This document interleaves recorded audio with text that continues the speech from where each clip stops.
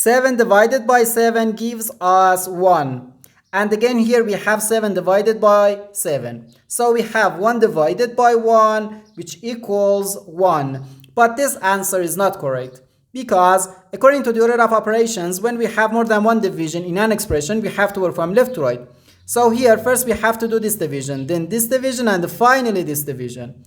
If we do this division before this division, it is wrong.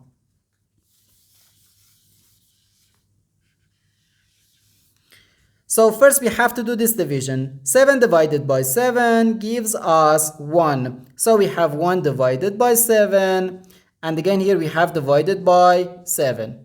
Now we have to do this division. 1 divided by 7 can be written as 1 over 7. Then divided by 7.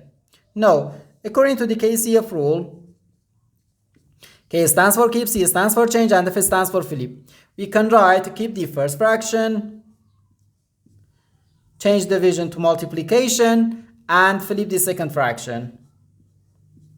So we have 1 over 7 times 1 over 7, which equals 1 times 1 gives us 1. So 1 over 7 times 7 equals 49. So we have 1 over 49. And this is our final answer to this problem. The correct answer is 1 over 49.